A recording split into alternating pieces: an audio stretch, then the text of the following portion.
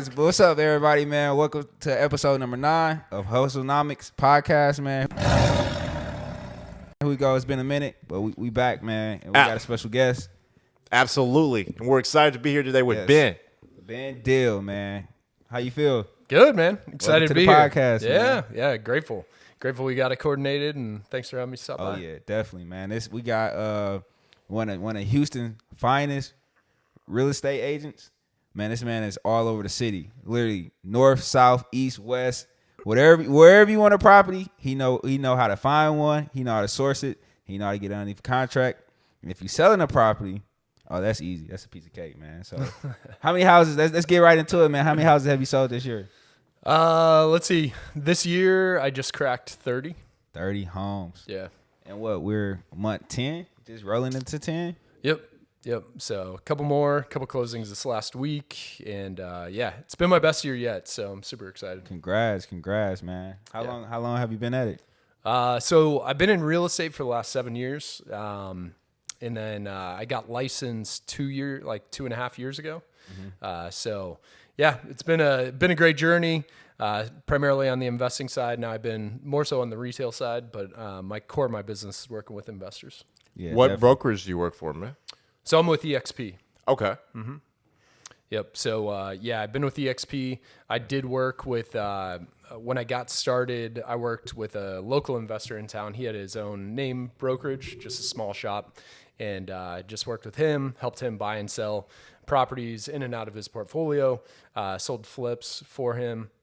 And yeah, after that relationship kind of moved on, we were ready to move on. I went to eXp just a year ago, November 1st. So getting ready to hit my 1-year anniversary. Super excited. Just this week, I'll be hitting the only recognition award that eXp provides, which is this 𝐤𝐤𝐤 award. And it's a production award that a very small percentage of the company hits. So I'll be knocking that out in my first year. Man, congrats. That's man. Beautiful. So what's the benefits with that? So the unique thing with this 𝐤𝐤𝐤 award, it's based on production. So if you're a real estate agent, you've got a commitment to the brokerage. You have to provide, you get your commissions are all split. So whether it's an 80-20 split in this example, you make 20. I make 80%, 20% goes to the brokerage. That 20% aggregates up to $16,000. So that's my contribution to the brokerage. Once I hit that, that's called you hit your cap. And when you go above that, you've got the opportunity to hit like 20 transactions. And when you hit those 20 transactions, that's the 𝐤𝐤𝐤 award. The interesting thing with eXp is that when you do that, it converts that $16,000 cap contribution to the brokerage into equity, into company stock. Really? Yeah. So it's a really cool thing. And it's really set up and geared to help real estate agents create, an equity investment plan, an investment in the company. And it's just, it essentially turns my brokerage contribution into equity. So I essentially have kind of a net benefit, of getting all this stock without having to really pay. I get that money back in equity and stock. So it's a really unique thing to eXp, publicly traded company, no debt. And so the stock is just kind of icing on the cake for That's what I beautiful. get to do. Yeah. But Ben, so you say you've done 30 deals this year, correct? Correct. So I want to know, what part of town do you say is where you get the most bread? Like where you get the most bang for your buck for your time? Because you're commission only. Yeah. That's the thing with real estate. And I was talking with Terrence about it. It's just, when you get into the real estate game, it's all commission. There's no safety net. There's no biweekly check. You're just kind of out on your own. So we get paid in direct correlation to what we produce, and it's the blessing and the curse. It's the opportunity and and the risk. And the great thing about real estate, it's unlimited. So as much as I want to produce, like I'm doing pretty well, 30 deals, which is great. But I could easily show you a guy that's doing 100 deals, 200 deals, 300 deals, that is, generating that much more. But in terms in Houston, I work all over. So Conroe down to Galveston. I think this year, the interesting thing that's happened, I got into a little bit more. There's a lot of new construction happening all over town. Mm-hmm. I just put a reel up on my social media. I was flying into Houston. There's new developments all over the city. just exponential growth that's happening. And I sold a lot of new construction down in the Richmond area. And it's just a desirable area, south side of town, good access to the medical center, and they're beautiful homes. And just, people like buying new. So, Terrence, you know that?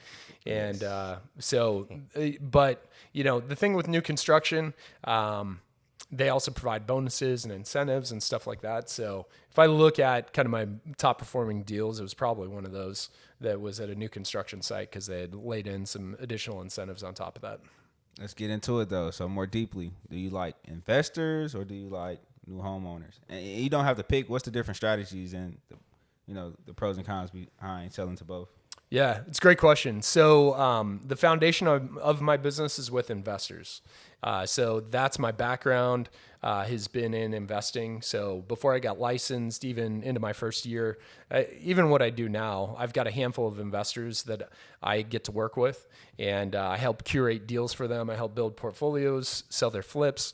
And for me, that is the that is the foundation of my business. So good, bad, interest rate, market rates, this or that happening on the retail side, my foundational business on the investors, it continues to be consistent. So for any investor, what benefit would you bring to their business? You know what I'm saying? For any investor who's watching you right now, like what do you do to help make them more successful, to help grow their portfolio? You know what I'm saying? I'll say one thing. He will go find a house no matter where it's at in Houston. He will be there. This man travels. How many hours you spend on the road? Yeah, I mean, in a week, it can be. Have you calculated it? I definitely put the miles on. Yeah, I've had some, very long weeks, a lot of time on the road. I think the unique thing for me is that one, it's me. So just my experience in the business is really unmatched. Like when I got started, I started on the front end side, had the dream of went to a rich dad camp, like a weekend education camp. And we were talking about, hey, getting into wholesaling at that time. And so it's kind of low barrier to entry, the opportunity to get into it. But from there, it really just turned into, I just lost my train of thought. Good? What was it again? You say he was at a rich dad, poor dad seminar. No, the question. No, the question. Oh, the question was, what kind of benefit would you provide to investors to grow their So portfolio? all I was going to say is, like my background and experience is unmatched, especially working in the investment community, curating deals. So I myself have put over 100 properties under contract, working with a couple of the big wholesaling operations in Houston. What that means is I've worked with hundreds of homeowners to buy their homes, like directly sitting in a living room situation like this. And within a 1 hour, 2 hour time period, we went from rapport to buying a house, like in one sitting. That's awesome. And I did that 100 plus times, right? So there's no other agent out there I know that can tell and share that type of experience with being in front of the homeowner. The reason why that's important when we're looking on for an investor is that I can help curate the deals and identify the good deals, because I've went through thousands of appointments. I've sat with hundreds of homeowners, and I know how to get the right deal under contract at the right price.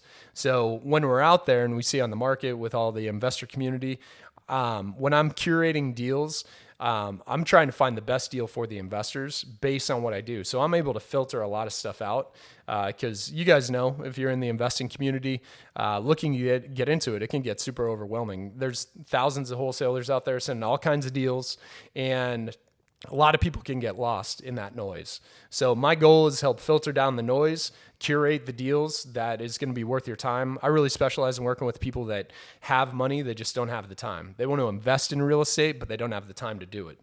So I can get 80% of the work done for the people I work with. And I'm also not looking to work with like 100 investors either.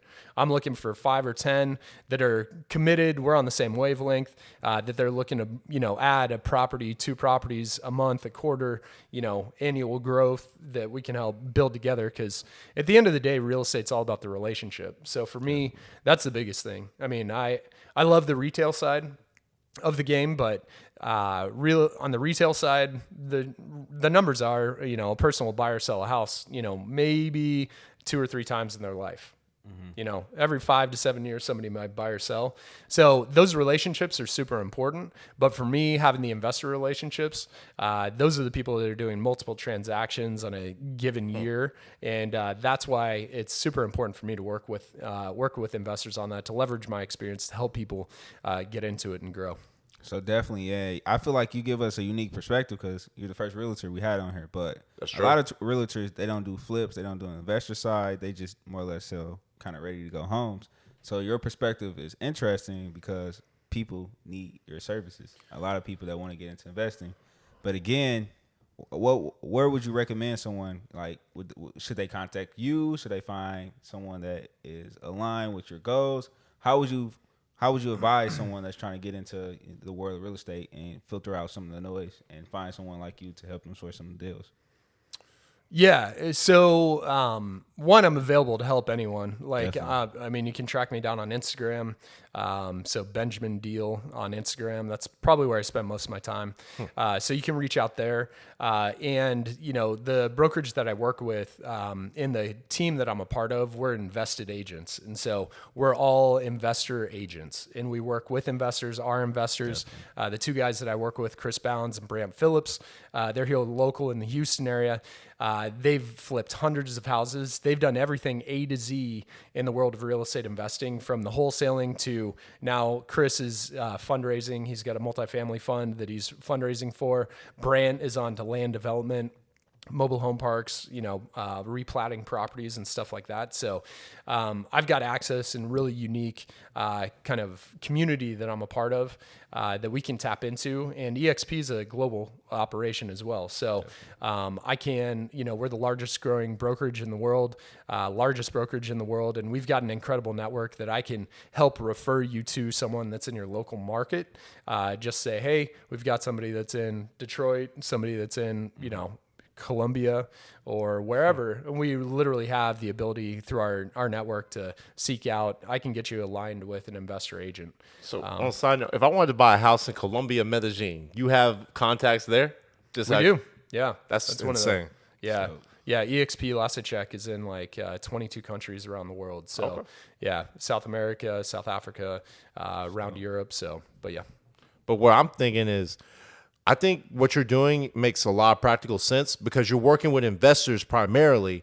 So that's how you get your pay, because investors are consistently buying deals, and you're just networking to regular home buyers because, you know, they only, what'd you say? They only buy houses every 5 to 7 years at most.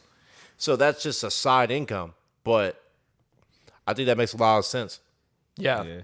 Yeah. The way that I kind of think of it is like, if I've got a cake, like the main part of my business is the investor.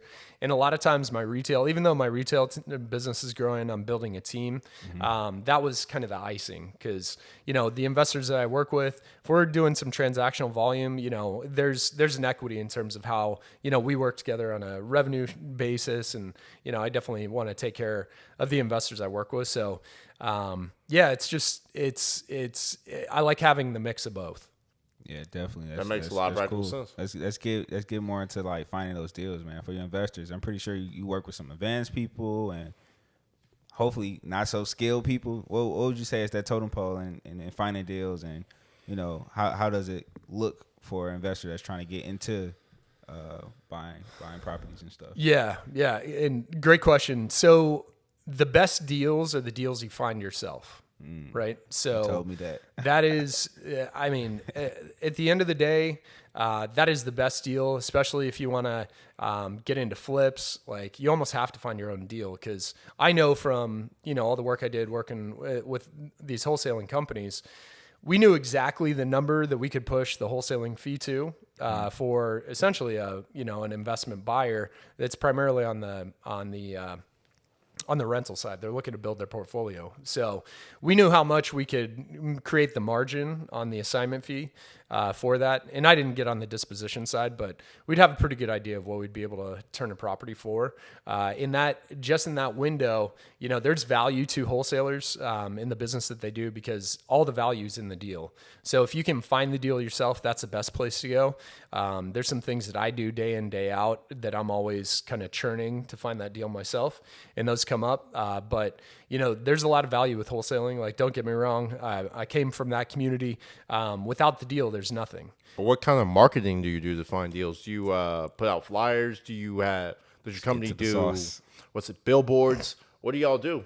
Yeah. So whether you're on the investor side or the investment side, whatever is going to get you direct contact with the homeowner. So for me, it's cold calling, so making phone calls, text messaging, and I've got some apps that I use as I'm driving through the neighborhoods, driving for dollars. And Terrence was saying how much I'm around town. I'm always looking for opportunities. And so like one of the apps that I use, I can flag it. I can start directly marketing with direct mail through their program. I can also, skip trace them on the spot. And I can, I can call them from right outside their house. Well, we're not going to just blow by that. What's skip trace, man? Yeah, skip tracing is I see a property that's on the street and it's, in distressed condition. So bad roof, busted windows, high grass. With the app that I use, there's plenty out there. The app I've used consistently is called Deal Machine. Okay. And you can flag it. The skip trace is just pulling all of the public information that's tied to that property, and their system goes out and gathers all that. So it'll be name, phone number. They're getting emails now. What address, maybe like their home address that may be different if they're an absentee owner.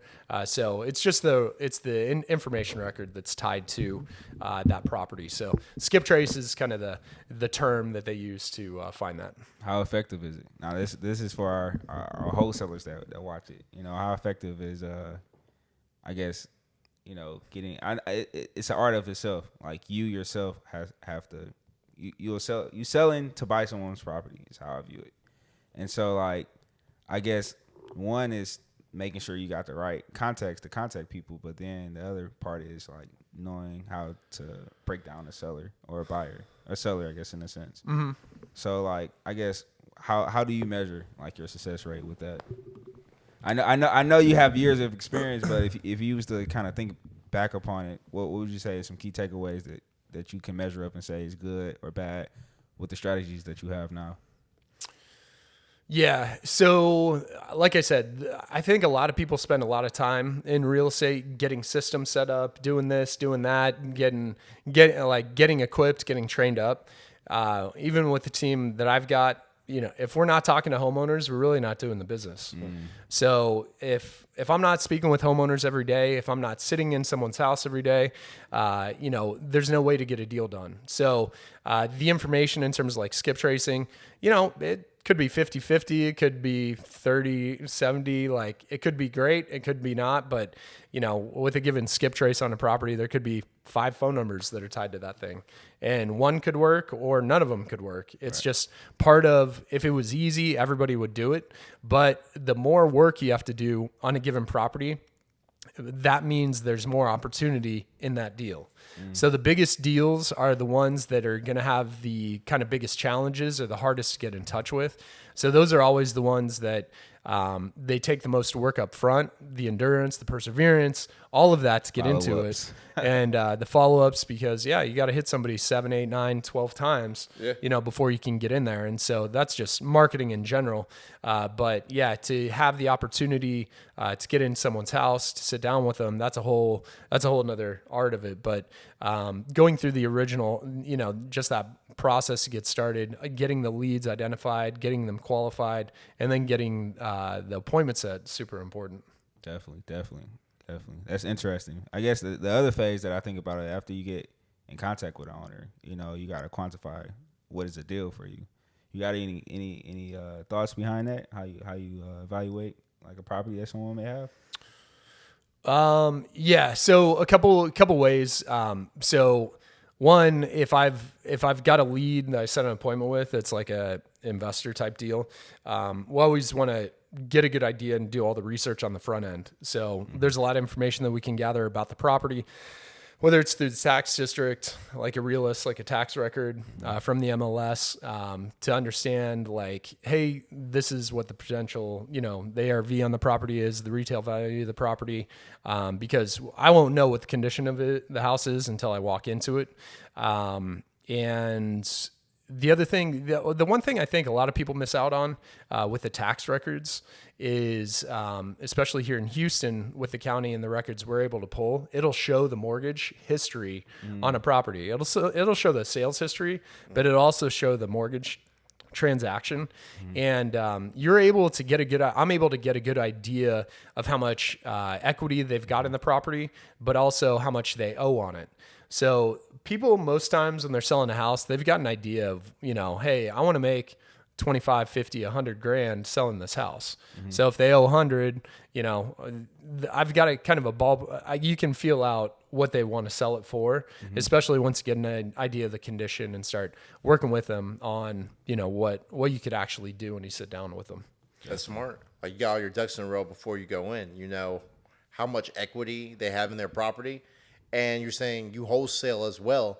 So if you're going to just flip that house to an investor, you know how much profit you're going to get. So that does make a lot of sense. Yeah. Yeah. And so, it's always, we want to have a good idea what the end result's going to be, what the plan, what the property is. But, the most important thing is all the money is made on the buy. And so when you're acquiring the property, that's where it all happens. So that's why wholesaling is so important. That's why evaluating the deals are so important, is because, if we get the deal locked up at the wrong price, it doesn't do you any good, because you're going to be underwater. You won't be able to move it. You just won't be able to sell it. So, there's a whole philosophy in and around, how to work with the homeowner to get the right price, on their property for what they're looking for, and, what to do there. Definitely. Yeah, Mary, you got any other questions, man? Well, I'm just saying, soaking all these golden nuggets in, because this man's a real estate agent. He's a wholesaler. And I want to know, for all newbie wholesalers out there, what would you recommend for getting started, man? How would you recommend getting it going?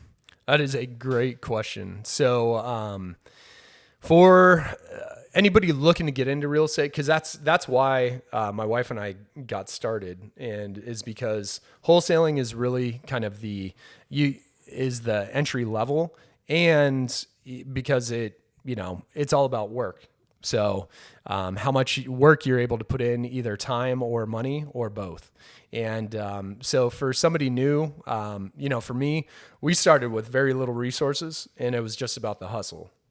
So it was door knocking, pre-foreclosures. You're going to work with the people that are in the biggest urgency, but that also means you have to be equipped enough to know how to handle, someone that's in that situation, so you can effectively serve them and be of service to them with where they're at. I think, honestly, what I would recommend right now for anybody that's looking to get into real estate, especially on the investing or wholesaling side, I would encourage you to get licensed.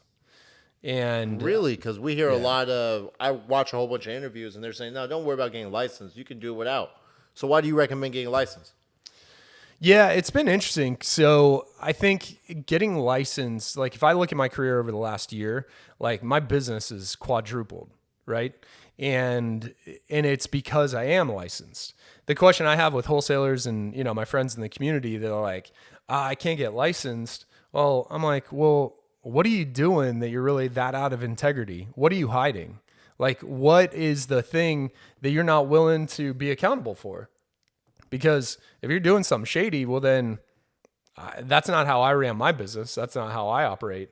So I had no problem getting, licensed and equipped to do that, because the biggest thing for the wholesaling world and the investor side, and what's happened with the real estate, like on my being a license now, is that in wholesaling, you're looking to find like the 1 out of 100, right? You're looking to find that distressed homeowner that's a 1 out of 100, or that 1 out of 10 homeowner. Well, the conversation I'm having with a lot of my wholesalers and people is that, and even a guy who just joined my team, Christian, would you rather look for the 1 out of 10 or be able to work with all 10 out of 10 homeowners? I want to work with all 10. Right? And so, and so that's the thing. And the thing with wholesaling is that people are going through and they're just trying to find that 1 out of 10. They're trying to find the needle in the haystack. And what's happening is they're throwing out all the hay. All these homeowners they're maybe motivated, They may want to sell, but it's just not a wholesale deal. I had plenty of those that I sat down with, and it's like, I think back now over the 5 years that I got into it, I was just like, man, if I only kept track, or if I had, all the organization to get in contact with all those people again, because those people have sold their houses. It just wasn't to me, but they just weren't in the time, situation, and circumstance where I could serve them right now. But within, the last couple of years, I probably sold. So I think for getting started, if you want the most opportunity, go out and get licensed. Like, there's nothing holding me back in my business that is restricting me based on how I operate. Everything's above board. I mean, in Texas, at least as well, like, we've got a state contract, a track contract. Yeah. I use the same contract as a wholesaler as I did, as I do now. So we're still using the same contract. So it's like, would you rather have more opportunity or be in kind of that restricted environment? Yeah, you have more opportunity to make more profit. It only stands to benefit you based on what you're telling me. So it's like, so why wouldn't you do it? Right. Yeah.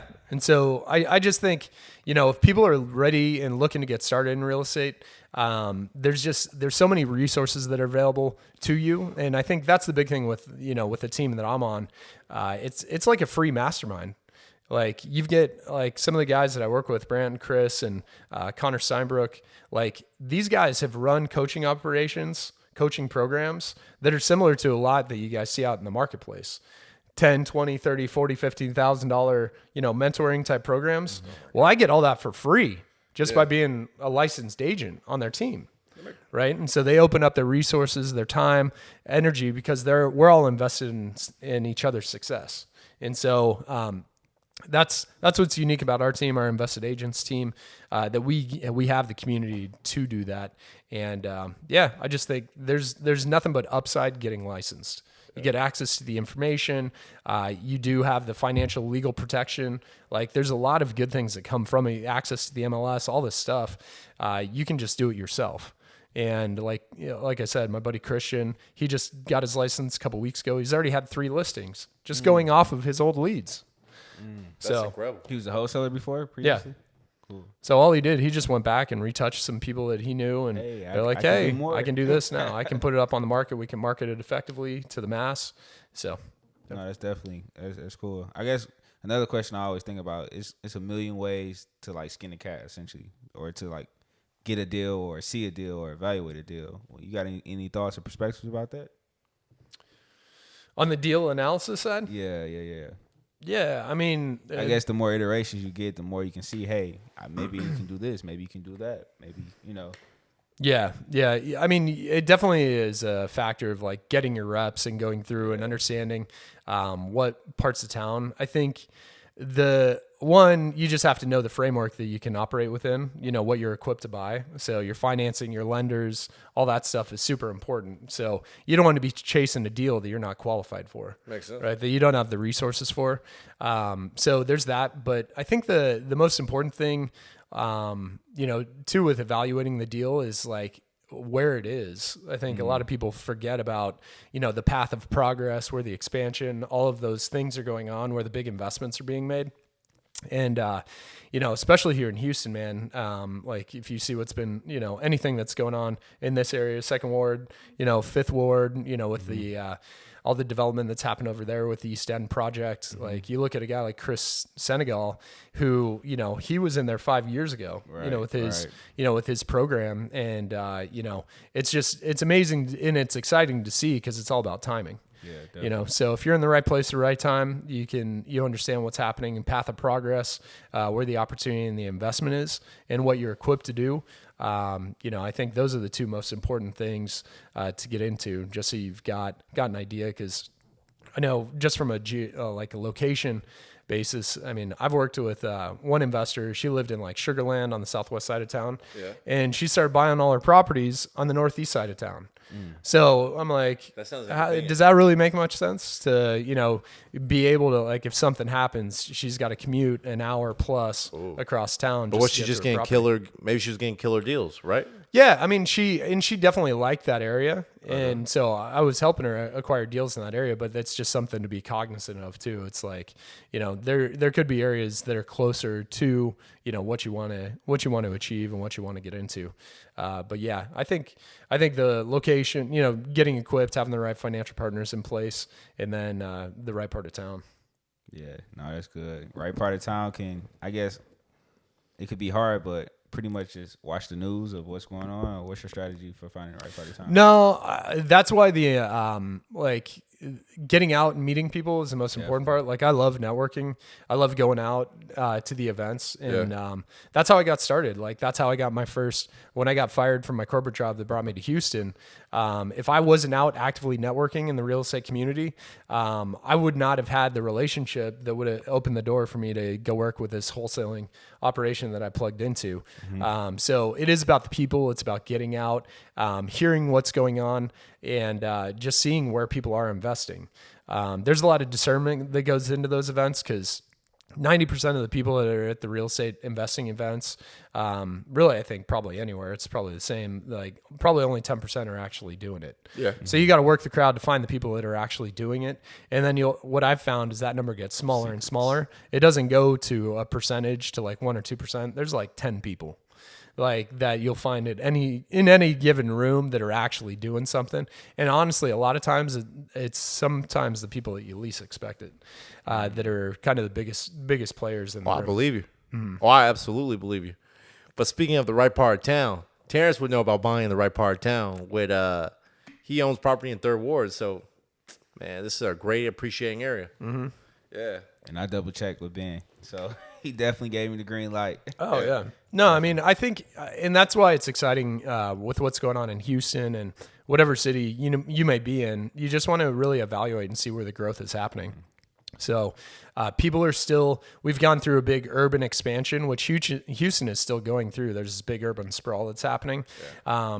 And, I couldn't believe it because I get to see it on the road, but when I flew in from the event I was at last week, just seeing how much turned dirt there was all around town, from the north side all the way out to the west side and the south side.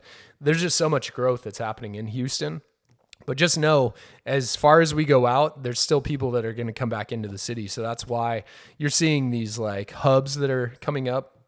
University of Houston here in the 3rd Ward, there's reinvestment that's happening back in the city, closer in, because some people, they don't want to commute, or they don't want to live that far out of the city. They want more of that city feel. Yeah. But I mean, in this East River project that's going on, Midway's developing, I mean, that is just a massive multi-billion-dollar project that, they've invested in. Now there was just a press release came out. There's another giant investment to turn the bayou into like a river walk type feel. Really? Down like that San way Antonio. on the east, down on the east side of town. So, yeah, I think all of those areas. That's really what you got to do. But it's all about getting out and meeting people. Definitely. And talking. Say, hey, what's going on? What do you hear here? Because things are always changing. And, if you're not ahead of it, then you're going to be in a place where things already got too expensive. And now it's like, all right, what's the next play? Where's the next spot? Got it. Yeah, boots on the ground so you can know where the wave is going. Definitely, man. So any other questions, Mary, man? We can wrap it up, man. Yeah, I was about to wrap it up. We don't want to with take this. all the sauce from Ben, man. He got all the sauce. He can find those deals, man. Man, I wanted to know, where do you see yourself in 5 years, Ben? And I'm kind of a book nerd myself, so I want to know if you got any book recommendations. Yeah, man. He's always reading. Yeah, no, it's good. And that's something I love doing. The one book that I'm getting into right now that I really enjoyed is a book called Speak to Sell by Dan Kennedy. So Typing it down right now. yeah, so Speak to Sell, and then there's another book called Building an Empire by Brian Carruthers, and those are two that I've got into and really enjoyed recently. Because my goal and focus over the next 5 years is build a big real estate team. And it's an opportunity that I have with EXP, and I have a 100-person and then 1,000-person agent team. So actively looking to grow that, just having agents that are investing in real estate So I just know, building that opportunity out, helping people, especially agents, capitalize on the opportunity that they have in real estate. That's where my heart is right now. Have you guys heard the story 3 feet from gold, like Napoleon Hill? I've heard that. Kind of talked about it. I've read what's it called? Napoleon Hill's Get Rich, Think and Grow Rich. Mm-hmm. Yeah, it's some guy bought a plot of land. He dug up every single part of the land, but missed out one small section of land where there was all these jewels and diamonds and rubies in the lake. And he thought he just bought a worthless piece of land. He died, and whoever inherited it got rich. Yeah. Yeah, it's very, very close, similar to that. And this 3 feet from gold philosophy that I've got, and I'm calling it like 3 feet to freedom, is that it's where a guy bought some land. It's a miner. It's like California gold rush going on. So he got a hill, started mining, got a bunch of people, got excited, got some resources, go out, all the equipment, started mining. They're finding like little chunks of gold ore, and they hit the vein, the gold vein. And as they were going, well, the vein disappeared. And so the guy, his resources dried up. The people lost their hope. They lost their faith. So they ended up quitting. So now this guy's sitting here with an empty hole in the side of a mountain. And he just says, well, what do I do? So what did he end up doing? He ended up selling it to an investor. Somebody paid him $100 for this, mine that he thought was done. The important thing that the investor did, he bought it for $100, and he brought in an expert. So he brought in a geologist that went into the mine and looked at it, and he said, you know what? The way these veins work is that however the geology forms, and if it fractures, it'll move 3 feet in a given direction. And so what they ended up doing was they just started mining, 3 feet in another direction, and they hit the biggest, one of the biggest gold veins, turned in millions of dollars for this guy. And so I just think that, within the world of real estate, a lot of us as real estate agents, people that are just doing the business, on the retail side, we're missing that 3 feet that 3 feet from gold, that 3 feet to freedom. Because if we're out there doing the work every day, working with homeowners, being of service, I'm going to come across those homeowners that aren't going to be a fit for a retail deal. And if I'm equipped, I will be able to provide a complete solution to them where I can buy the house, for them. I can be the solution, or I've got a partner that I can work with that, we can wholesale a property or set up a seller finance, creative financing, all of that. So I just think the real estate agents that are out there right now, there's, tens of thousands of millions of agents. And it's just like, how can you be in this business and not be wealthy? I'm saying that for myself too. Right? How can I be in this business every day, like literally in and out of houses without, creating the wealth that's available, to be created in it? So makes a lot of sense. It's like, how are you going to see all these investors get rich off real estate and you don't own it? Yeah, exactly. And so, I think, and that's part of the process, that I'm at and in. And so, I'm just excited. I think, 5 years, have my portfolio, built. I've got a challenge with one of my buddies, Thomas, and we've got a 10-year plan to do 100 properties each, fully owned in our portfolio in 10 years. That's ambitious. Yeah. Hope you hit it, man. Yeah, it's possible. And the guy that I worked with here in Houston, he did that. So he did 100 properties in 10 years. Talk about how he did it. I'm curious now. You got me blown away. How did he do it? Well, he became the deal. He became the deal finder. So, like the guy that I worked with here, he invested. He actually joined Homevestors franchise, and that's how all the deals were curated and flowed. And then he did a lot. I mean, he just did a lot of the work to make that happen. So that was one of the benefits, the blessings of working with that guy. I got to see what the wealth creation really looks like in a considerably short period of time. Definitely. And so yeah, it's all about getting the deal, all about getting those deals locked in, locked up. And for the real estate agents, it's like, hey, there's people we can help and serve by being equipped on how to handle like an investor type deal. And so that's what I'm excited about, helping people do that, create wealth in real estate. Cause I think that's what everybody's really looking to get out of real estate. They want to create wealth, which, for me, wealth leads to freedom, right? So what you want, when you want. Right. Yeah. how you want, Man, How you whatever. most people, they had 4 paid off rental properties or 5. Man, they would say goodbye to their employer. Like $50,000 extra a year is a game changer, man. Like I don't even make $50,000 extra for my rental properties. I'd say about $1,400 extra a month, and that's a huge breath of fresh air. For some of the people I know who have paid off rental properties, there's one guy who I've met in college who got me on buying rental properties. He has 9 paid off rental properties. Man, he goes through life like always happy, always smiling. He's like, man, life is a dream. I'm like, man, I want to get to where you're at, man. He's like, just keep on buying them, man. Yeah. Yeah. Good time. Yeah, it's motivating.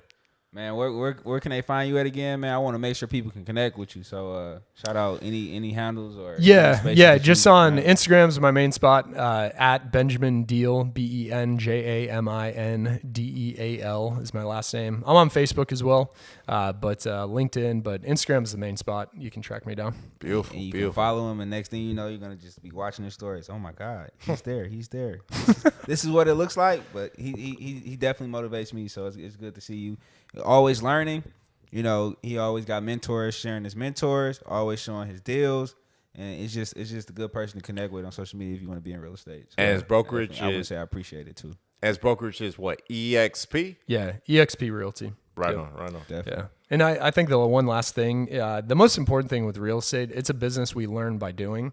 So as much, you've got to be active, and you get to learn and acquire the skills by taking action and getting out there. So, that's why I appreciate what you guys are doing, the opportunity to come speak, with you and with your community, with your audience that you guys reach out to. And so, it's just, that's the biggest thing. It's like, if you've got the work ethic, you got the drive, the desire, real estate's unlimited. And, you've seen and heard many stories, and you guys are, we're all in the middle of our story.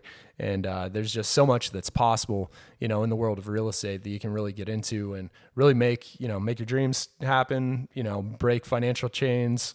There's a lot of things that can be built just by being in real estate. So I'm grateful for what you guys are doing. And we're grateful you came out, Ben. So this is episode number 9 of the Hustlenomics podcast. Subscribe, follow, and this is Merrick signing out. Peace.